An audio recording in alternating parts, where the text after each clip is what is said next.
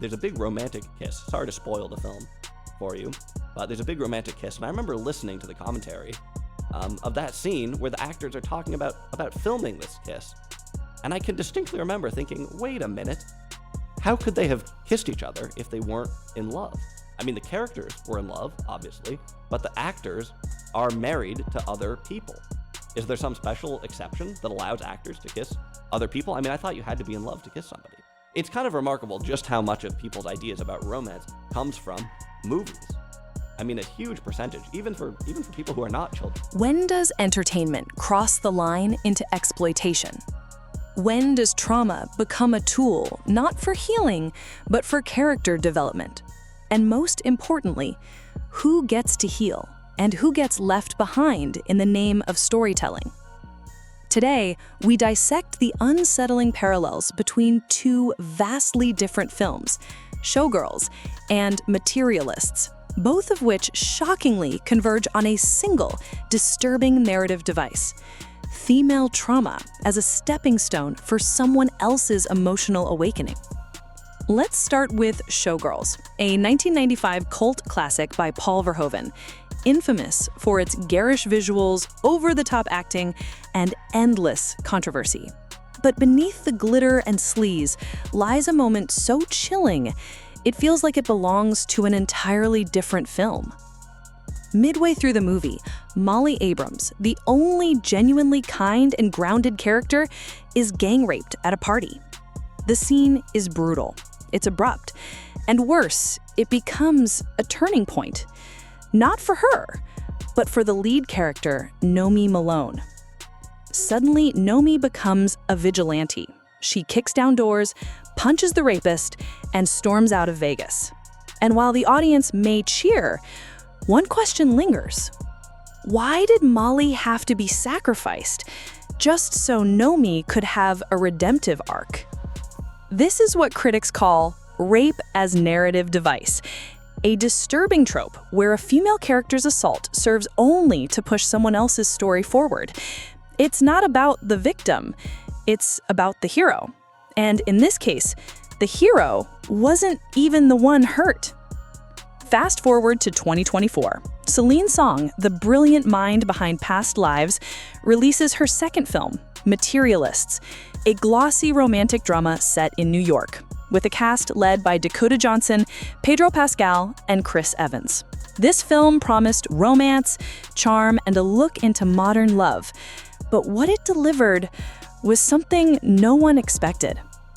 About halfway through the movie, the glossy tone breaks. We learn that Sophie, a secondary character and client of Lucy, has been assaulted by a man Lucy matched her with.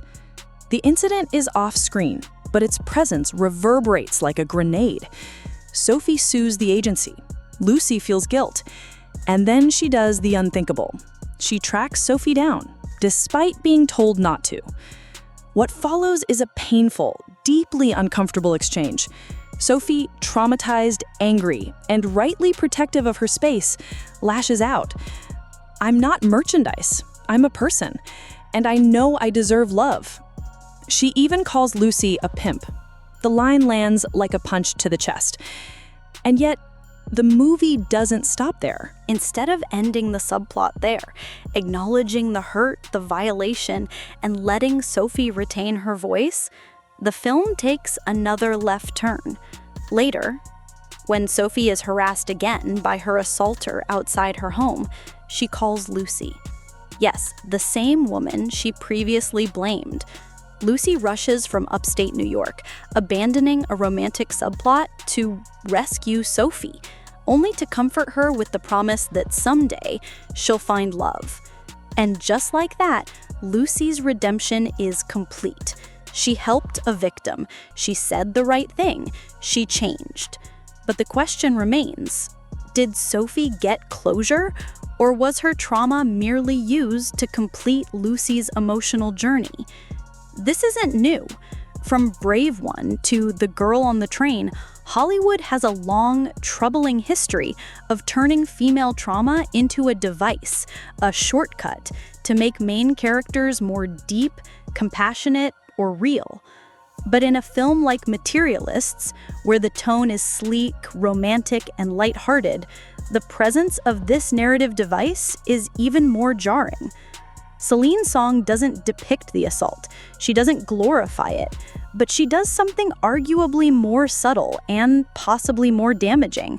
She centers the consequences not on the survivor, but on the woman who feels guilty for it. It's not the story of Sophie, it's the redemption of Lucy, and that makes the audience forget who actually suffered. So why does this trope persist? Why do filmmakers, many of them even female, fall back on this outdated structure? 3 possible reasons. 1. Shortcut to depth. Introducing trauma is a quick way to add seriousness and emotional weight to a film, especially if the rest of the narrative feels light or disconnected. 2. A mirror to privilege. Sometimes these stories aim to show how privileged people react when confronted with someone else's pain, but the danger is if the story never returns to the victim's perspective, it becomes hollow. 3. Marketing versus reality. Materialists was marketed as a rom-com. Audiences expected banter, not a side plot about assault. This tonal whiplash not only confuses viewers, but can also trivialize the serious elements by burying them under glossy aesthetics. To be fair, Materialist isn't malicious. It's a film with big ideas, bold storytelling, and a director unafraid to take risks. Celine's song isn't exploiting Sophie's pain the way Showgirls exploited Molly's. But the effect, intended or not, is unsettling.